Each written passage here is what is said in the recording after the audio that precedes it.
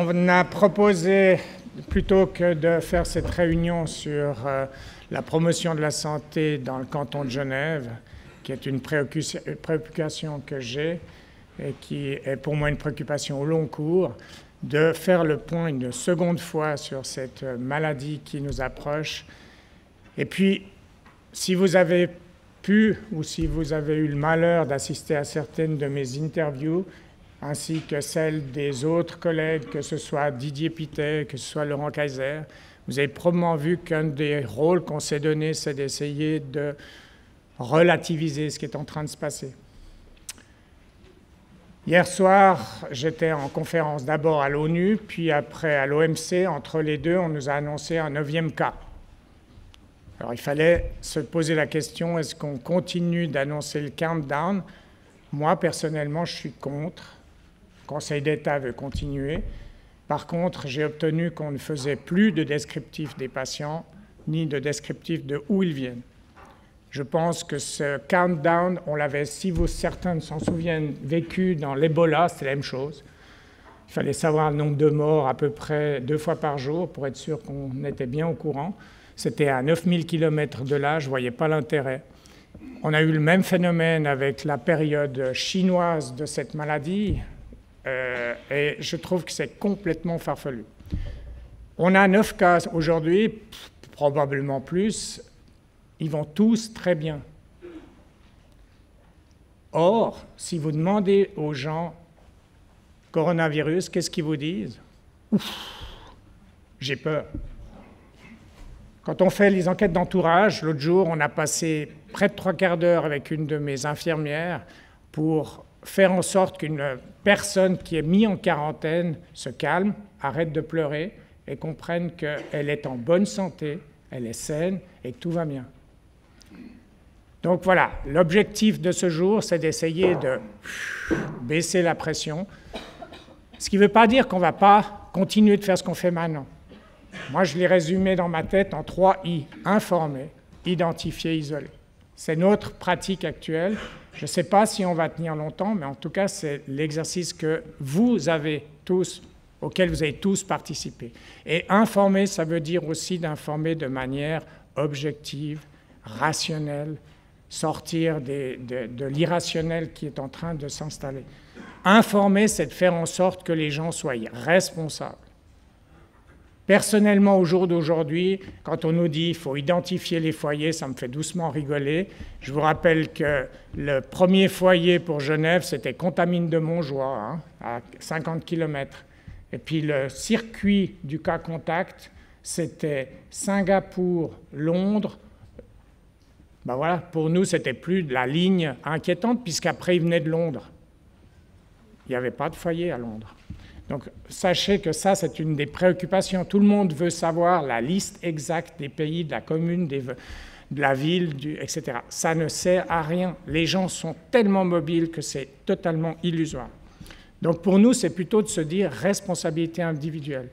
Toute personne qui n'est pas bien doit se poser la question, finalement, est-ce que c'est bien que j'aille travailler? Ce qu'on voit maintenant sur les malades que l'on a pris en charge avec les UG, en 2 jours, ils vont bien. Alors, est-ce qu'ils sont encore contagieux longtemps? On est tous dans cette phase d'interrogation et je pense que ce sera intéressant d'entendre les experts. Voilà, donc ce qu'on va faire aujourd'hui, c'est faire le tour de la question. Donc, Frédéric va parler plutôt de la communauté, d'essayer de rassurer, de faire le statut. Vous savez, vous avez des tonnes de lieux d'information. Tonnes de lieux. Ils sont probablement beaucoup trop nombreux, mais si on les prend dans l'ordre, l'OMS, c'est le standard que nous avons pris, c'est le premier. Le deuxième, c'est l'Office fédéral de la santé publique. Le troisième, c'est le site du médecin cantonal. Avec ces trois séries de lieux, vous avez des informations. Puis après, je reprendrai la main tout à la fin s'il y a encore d'autres points que j'aimerais souligner. Voilà, merci.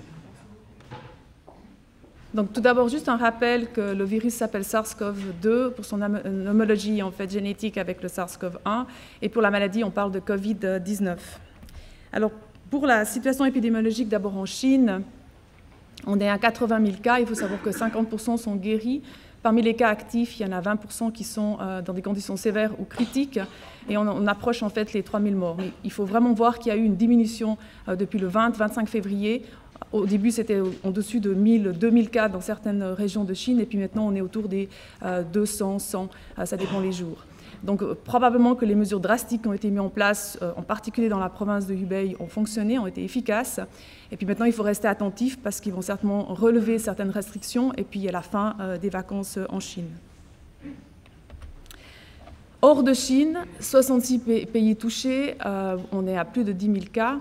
Ce qu'il faut savoir, c'est que depuis le 25 février, il y a plus de cas déclarés en dehors de Chine qu'en Chine, et ça c'est constant. Et il y a 3 foyers préoccupants. Un, c'est la Corée du Sud, l'autre c'est au Moyen-Orient, l'Iran, et puis plus près de chez nous, le nord d'Italie. Pour les États-Unis, on ne sait pas trop, ils font très peu de tests, donc ils sont à 43 cas, dont la moitié sont des cas qu'il faut confirmer encore au CDC, donc aussi à suivre. Alors tout d'abord l'Asie, donc la Corée du Sud, vous voyez qu'il y a 4335 cas, 28 décès, donc une mortalité qui est faible, à 0,2%, mais on ne peut pas encore vraiment la considérer, parce qu'en fait ces cas ont été diagnostiqués il y a très peu de temps, donc ils sont hospitalisés pour la plupart, donc il faut voir un petit peu l'évolution durant ces prochains jours, mais il faut quand même relever qu'ils ont fait énormément de dépistage chez les gens qui avaient des symptômes, qui étaient en contact avec les premiers cas, donc ils en sont à quasiment 20 000 cas en comparaison, disons, avec les États-Unis. Donc ça, il faut prendre en compte pour regarder les chiffres. Donc c'est vraiment une situation qu'il faudra bien analyser à la fin parce qu'ils ont eu une réponse très agressive, en tout cas une recherche active des cas. Le Moyen-Orient, donc comme vous le savez, en Iran, hein, ils ont réalisé qu'ils avaient une transmission locale avec beaucoup de chaînes différentes assez tard. Donc maintenant, ils font face à une situation difficile avec la pointe de l'iceberg, les cas très très sévères et beaucoup d'autres cas qui doivent être hospitalisés. Et puis vous voyez que voilà, on vit dans un monde global, il y a beaucoup de cas importés dans les pays voisins où quasiment tous les cas reportés sont des cas importés d'Iran et puis bien sûr aussi dans le monde entier. L'Europe, où est-ce qu'on en est? Ça, c'est la classification selon l'OMS. Donc, la plupart des pays d'Europe sont classés avec cas importés et la majorité viennent d'Italie, avec très peu de cas, des chaînes très vite identifiées, avec toutes les mesures qu'on a mises en place ici à Genève. Vous avez des transmissions locales. Le pays le plus concernant, bien sûr, c'est le nord de l'Italie, et ensuite la France, l'Allemagne, l'Espagne, l'Angleterre, et ainsi de suite, et la Suisse, qui en fait est classée par l'OMS encore en cas importés, mais comme on a peut-être quelques petits cas secondaires, on peut déjà se mettre en transmission locale, vu qu'on est très proactif. Mais il n'y a pas de transmission communautaire, donc ça c'est important, c'est peut-être de la sémantique, mais on parle vraiment de transmission locale dans ces pays européens. Au nord de l'Italie, donc le 20 février, vous savez, il y avait très peu de cas. Et puis tout d'un coup, vraiment identification de beaucoup de chaînes de transmission localement. Il y a plusieurs gros clusters avec les mesures qui ont été mises de quarantaine de certains villages. Mais c'est une situation vraiment préoccupante pour le système sanitaire parce que tout d'un coup, au moment où ils se sont rendus compte, il y a évidemment énormément de gens à prendre en charge, avec beaucoup de gens aux soins intensifs, des gens hospitalisés. Mais il faut imaginer qu'il y avait une circulation depuis vraiment des semaines avec pas beaucoup de mesures pour répondre à ce qui se passait pendant voilà, pas mal de semaines. Donc vous voyez de nouveau qu'on vit dans un monde global et on aime tous l'Italie du Nord. Quand beaucoup de gens y vont et beaucoup de gens y partent. Donc il y a des cas importés dans d'autres régions d'Italie et puis bien sûr dans le monde entier. Et la liste continue de s'allonger tous les jours. Pour la Suisse, pour terminer, donc, ce qui vous intéresse certainement le plus, donc, premier cas le 27 février au Tessin. Hier soir, le 2 mars, moi j'avais 30 cas sur l'Office fédéral de la santé publique, 9 cas à Genève. La majorité ont des liens avec l'Italie, c'est des chaînes qui sont identifiées, tous les contacts sont aussi identifiés, suivis, donc il y a vraiment une prise en charge immédiate. On ne peut pas exclure des cas qui vont survenir ici ou là, mais on n'a pas l'impression qu'il y a une transmission, une circulation du virus incontrôlée pour l'instant. Vous avez aussi la courbe épidémiologique, et je remercie Anne Pittet qui nous l'a donnée, de tous les tests réalisés avec les 32 cas positifs. Vous voyez ici le nombre de tests qu'on a fait depuis un certain nombre de temps. Je vais terminer ici pour le point épidémiologique et donner la parole à Pauline. Alors, c'est un virus respiratoire qui se transmet majoritairement par voie aérienne et principalement par gouttelettes.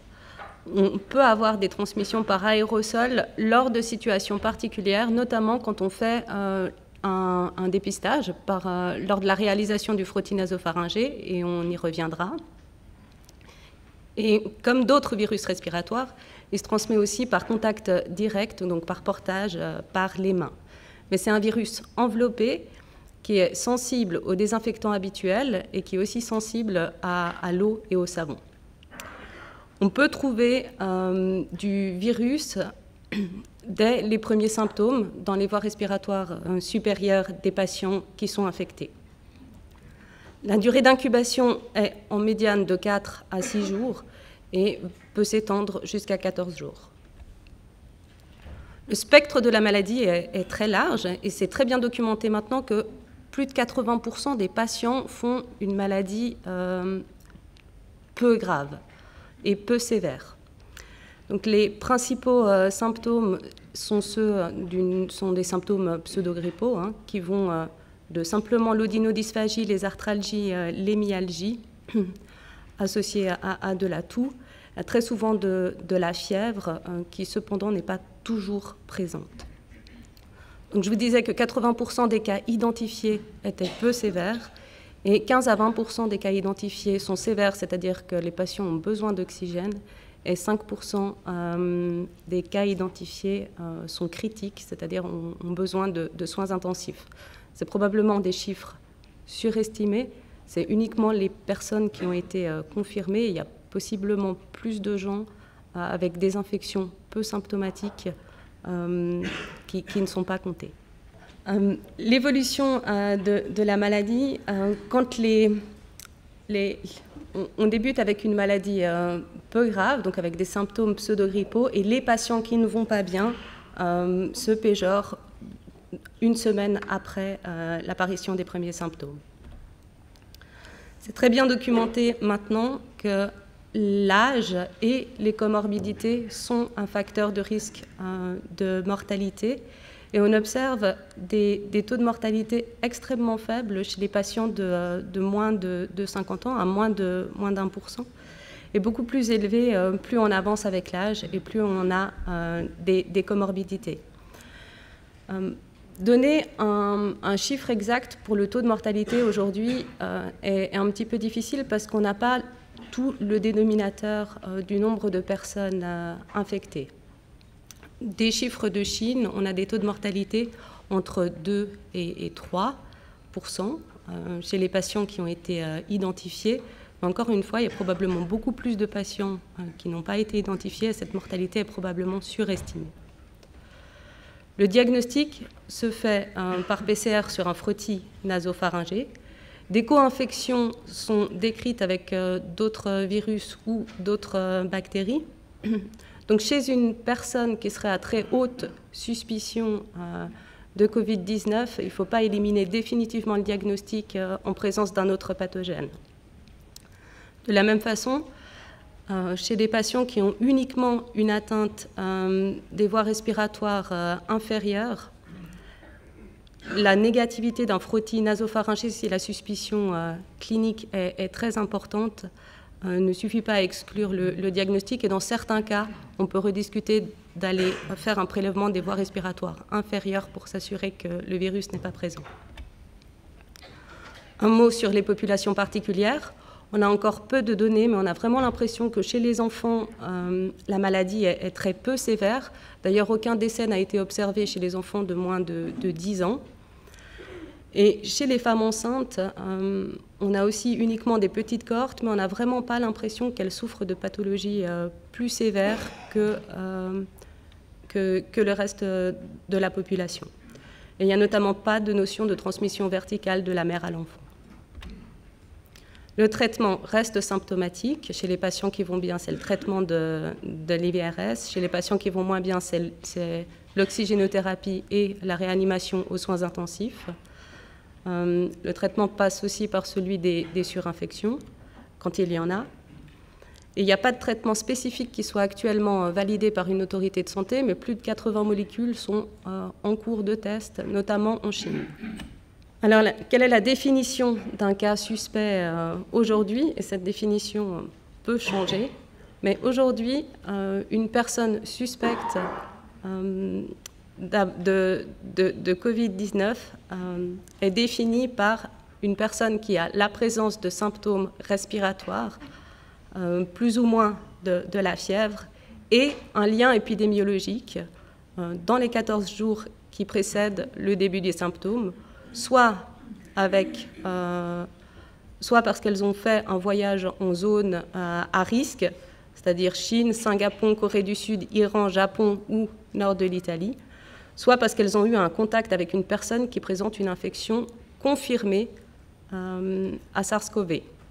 Et j'insiste sur le fait que le lien épidémiologique, c'est un contact avec une personne qui a eu une infection confirmée, pas un contact avec un contact qui aurait vu une personne confirmée.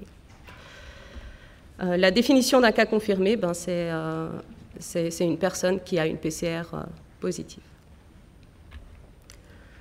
On a souvent ces questions-là. On ne fait pas de tests chez les patients asymptomatiques parce qu'ils ne répondent pas à la définition de cas. Et de la même façon, on ne fait pas de tests en l'absence de lien épidémiologique à l'heure actuelle parce que les gens ne répondent pas à la définition de cas. Une autre précision, c'est qu'un transit dans un aéroport, par exemple à Singapour, n'est pas considéré comme un lien épidémiologique. Un mot sur les soignants, et ça concerne de nombreuses personnes dans cette salle. En l'absence de symptômes, le personnel soignant qui a séjourné dans une zone à risque dans les 14 derniers jours a le droit de venir travailler. Il n'y a pas d'exclusion pour ces personnes-là. On rediscuterait en cas de contact direct, non protégé et prolongé avec un cas positif. Comme d'habitude, l'hygiène des mains doit être respectée, hein. C'est les mesures de base. Et le port du masque chirurgical est toujours indiqué, mais comme ça l'est habituellement en cas de symptômes respiratoires. Et un soignant qui développerait des symptômes respiratoires ou de la fièvre dans les 14 jours après un voyage dans une zone à risque, il serait testé au même titre que quelqu'un d'autre. Donc je vais laisser la parole à Aniten pour les mesures de prévention. Voilà, comme vous vous souvenez, au début de cette situation, on avait dit qu'on mettait un maximum de protection en mettant des mesures contact et surtout air. Et on était aussi dans l'attente de la décision des différents experts, notamment de l'OMS, pour savoir qu'est-ce qu'on allait prendre pour option. Après beaucoup de discussions, compte tenu de ce qu'on sait maintenant du virus, vous avez entendu tout à l'heure, c'est un virus qui se transmet par gouttelettes. À partir de maintenant, on va mettre la mesure gouttelette à la place de la mesure air. Qu'est-ce que ça signifie pour vous? C'est que si vous êtes amené à prendre en charge un patient qui est suspect ou qui est confirmé pour un coronavirus, on utilisera le masque de soins. Est-ce qu'on utilisera encore le masque ultrafiltrant? Oui, dans certaines procédures qui pourraient engendrer une aérosolisation. Ça veut dire que si vous allez faire un fracture-nasopharyngée, si des anesthésistes étaient amenés à intuber quelqu'un, si on faisait une bronchoscopie, on garderait cette protection, mais vraiment de manière très ponctuelle. Les patients qui seront suspects ou atteints de coronavirus, idéalement, on aimerait les mettre dans des chambres individuelles. Ce ne sera pas toujours possible, mais le regroupement est aussi possible. Et pour ça, il y a des zones de soins qui ont été définies pour accueillir ce type de patients. Et autrement, je vous rappelle que c'est toujours hyper important de bien appliquer les mesures de base. L'hygiène des mains, on n'arrêtera pas de vous le répéter, mais c'est vraiment fondamental. Et de réagir avec le bon sens que vous avez acquis au fil de ces années, l'expérience que vous avez acquis au fil de ces années. Voilà, c'est tout ce que j'ai à vous dire pour la prévention et contrôle d'infection. Les procédures, elles vont être modifiées, elles vont être mises en ligne pour que vous ayez toutes les informations nécessaires. Bonjour, alors comment ça se passe pour le prélèvement actuellement? C'est un geste qui peut être effectué au cabinet. D'ailleurs, on remercie vraiment l'ensemble des médecins qui le font. Ça permet de répartir les énergies. Alors c'est vrai que c'est un peu contraignant, on va le voir, il faut du matériel et un peu de temps pour ce faire. On remercie également les autres centres, en dehors du nôtre, qui effectuent ce prélèvement. C'est une aide précieuse, donc la clinique de la Colline, la clinique des Grangettes, le centre médical d'Aunay, et puis sur la rive droite, l'hôpital de la Tour. Donc, quand un patient se présente, l'idéal, c'est qu'il porte déjà un masque, si c'est possible. Si ce n'est pas le cas, ça n'est pas très grave. Il va simplement mettre un masque dès l'arrivée au centre. On mentionne aussi ici le fait qu'il faut éviter de surcharger la ligne téléphonique du laboratoire pour les résultats, c'est-à-dire que le laboratoire fait tout ce qu'il peut pour faxer dès possible les résultats. Alors, comment ça se passe au niveau technique? On a ajouté ici un schéma pour bien préciser qu'il faut aller assez profond avec ces écouvillons qui heureusement sont fins, mais il faut vraiment aller au niveau du nasopharynx et faire idéalement 3 rotations de chaque côté avant de retirer l'écouvillon et de le mettre dans le milieu de transport qui préserve les virus. Pendant ce geste, évidemment, le patient il va devoir enlever temporairement son masque et au préalable, le soignant aura mis, comme vient de le dire Anne, un masque ultra-filtrant pour prendre un maximum de précautions. On se protège également avec une surblouse et des gants lorsqu'on a un contact rapproché de moins de 1 mètre avec le patient. Et on est tenu à déclarer toute suspicion au médecin cantonal et à l'OFSP par fax dans les 2 heures. Le formulaire de déclaration est bien sûr à disposition sur le site de l'OFSP. Et la prise en charge des cas confirmés, alors pour ça on collabore de manière étroite avec le médecin cantonal et son équipe. Chaque cas est discuté, la manière de l'isoler, l'équipe du médecin cantonal fait ensuite en parallèle un contact tracing, donc une enquête d'entourage de tous les cas qui ont été en contact significatif avec la personne qui a été détectée positive, et ces personnes sont mises en quarantaine, confinées à domicile et suivies par l'équipe de nouveau du médecin cantonal. Donc, en très résumé, le SARS-CoV-2 est un nouveau virus respiratoire avec une mortalité encore difficile à cerner, comme l'a dit Pauline, à la louche 1%, probablement un peu moins, entre 0,1 et 1%. Ce qu'il faut retenir, c'est que cette mortalité est très variable selon l'âge, pas de traitement spécifique à disposition actuellement, encore moins un vaccin. Actuellement en Suisse, comme l'a dit Frédéric, on en est à quelques cas de transmission locale. On ne sait pas encore comment ça va évoluer, mais actuellement, il n'y a pas une transmission non contrôlée communautaire. Donc on en reste à une prise en charge assez agressive des cas suspects, des cas confirmés, avec un dépistage et une gestion, un confinement des cas confirmés pour limiter au maximum la propagation. Tout ceci est en mouvement. On est obligé de suivre l'évolution et d'adapter nos stratégies à la situation qui nous concerne. On va s'arrêter là et il nous reste du temps pour les questions et encore un mot de conclusion par Jacques Remond. Merci beaucoup. Voilà, merci à l'équipe qui a résumé la situation. On va passer aux questions. J'aimerais juste dire un tout petit peu ce qui se passe du point de vue de la santé publique. Alors, à quel stade et où sommes-nous et qu'est-ce que nous faisons? Donc actuellement, c'est clair que ce n'est pas dans le petit bureau du service du médecin cantonal que ces décisions sont prises. Sachez qu'on est en étroite collaboration avec l'Office fédéral de la santé publique. Et donc, la phase actuelle reste la même, c'est-à-dire on voudrait identifier et isoler. Ça reste la politique actuelle. Ce qui fait que mes collaborateurs, mais également des collaborateurs en renfort qui sont venus chez moi des UG, passent des heures à essayer de trouver qui sont les personnes.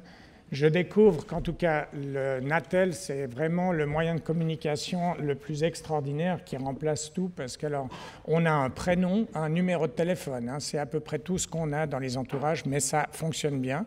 Puis alors, il y a des mots-clés, c'est-à-dire que vous dites aux gens veuillez rappeler le médecin cantonal, parce qu'ils ne répondent pas au téléphone, bien sûr, mais vous mettez, s'il vous plaît, veuillez rappeler le médecin cantonal. En général, l'appel, il revient dans les 35 secondes qui suivent.